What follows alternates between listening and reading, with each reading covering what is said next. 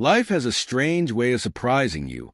You can spend years building something you think is unshakable, only for it to come crashing down in an instant. My name's Michael, I'm 35, and I have 2 kids. Until recently, I was married to Emily, who's 5 years younger than me. She never really had the chance to work after college, as she got pregnant soon after and was constantly on maternity leave, caring for our kids. I was the one working long hours to support the family, though I wasn't home as much as I'd like. Despite that, things were fine between us until everything changed.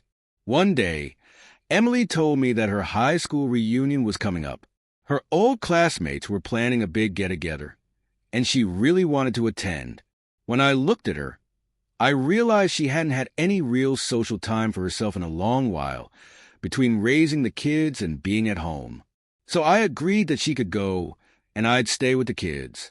She pretended she wasn't that interested, but I pushed her to go, telling her to relax and enjoy herself.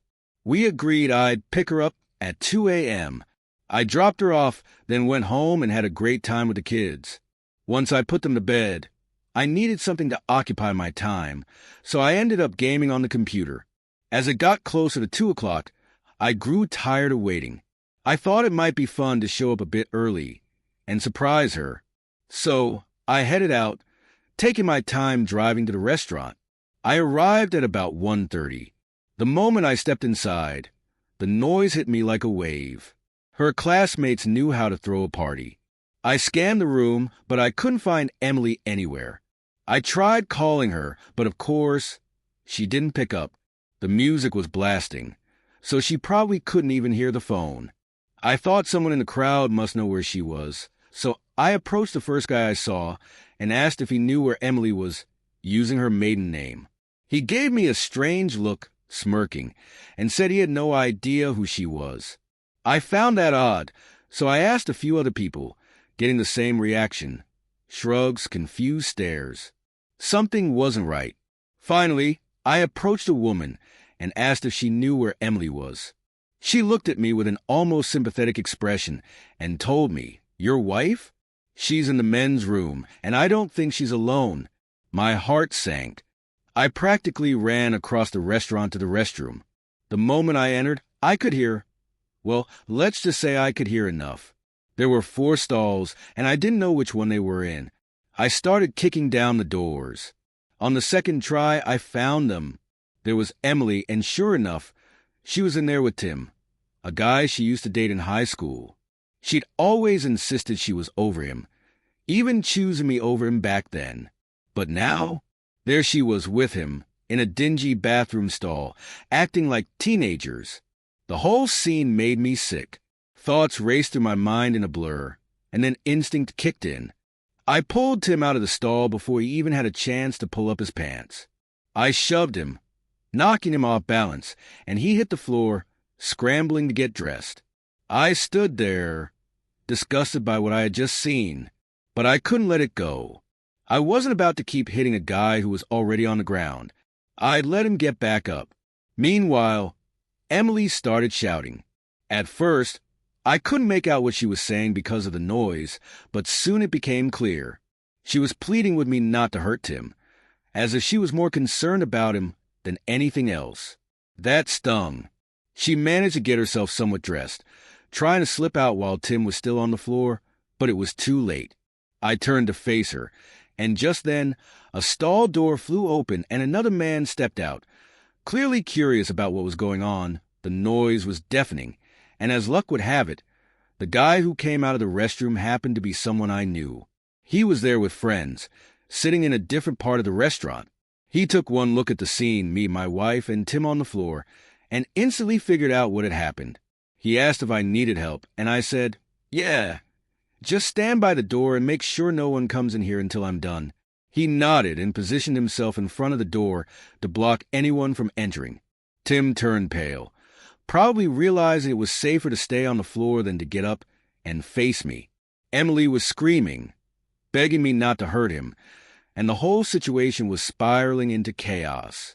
I grabbed Tim by the collar, pulling him up like a misbehaving child.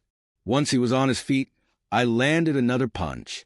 Emily grabbed my arm, shouting at me, calling me a fool, and threatening to kill me if I hurt Tim. She went on about how I'd never change, and how Tim was a much better catch than I ever could be. I looked her dead in the eyes and asked if she was really ready to live with him, leaving our kids and everything we'd built behind. Without hesitation, she said yes. The word hit me like a punch to the gut. Tim's face turned to panic. He clearly never imagined his little reunion fling would turn into something permanent. I was just as shocked as he was, but I knew it was pointless to argue any further. Miraculously, it seemed like no one in the restaurant had noticed the chaos unfolding in the bathroom. There was just a small group of people gathering by the door, but the music was so loud that I doubted anyone heard anything. I dragged Emily out of there, led her to my car, and drove home in silence.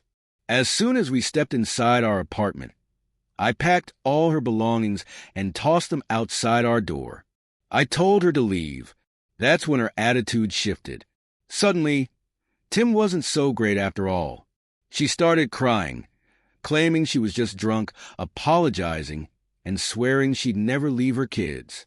She even tried to shout loud enough to wake them up, hoping they'd come out and defend her.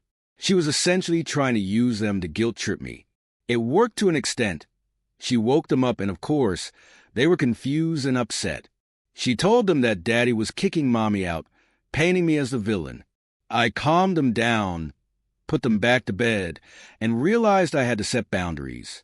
I told Emily I'd pay child support, even though I wasn't legally required to at that moment, and I wouldn't keep the kids from her, but only if she left me alone and didn't try to turn them against me. If she pulled any more emotional manipulation, I wouldn't hesitate to cut her off completely. She could tell I was serious, and that was the end of it. She packed up what she could carry, and I gave her a little money for a cab, telling her not to show up around here for at least a few days. I sat the kids down and told them that Mommy was going away for a short break, and that we'd be living separately, but she'd still visit. Honestly, I never imagined I'd lie to them like that, but I was trying to protect them from the ugly truth. Within a month, Emily found herself a new boyfriend and moved to a nearby city before we were even officially divorced. She calls the kids maybe twice a year, if that. They've gotten used to her absence.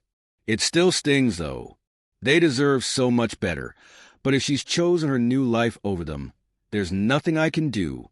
I had to pick up the pieces and focus on building a new life for myself and my kids. I couldn't wait around for her to suddenly realize what she had left behind. It's surreal to think about how she used to claim she loved them so much, only to run off in search of something else, leaving me to take care of everything. But you know what? I managed. I filed for divorce and moved on. Not long after that, I remarried. My new wife genuinely cares for my kids. And as for my ex, I heard she might have moved to a bigger city looking for a sugar daddy. But honestly, I don't care. The first few months were brutal, especially on the kids, but we stuck together and came out stronger. It turns out Emily was never the person she pretended to be. Family values didn't matter to her at all. That was tough to swallow, but now I'm focused on the people who truly love and respect me. And that, for the first time in a long while, feels right.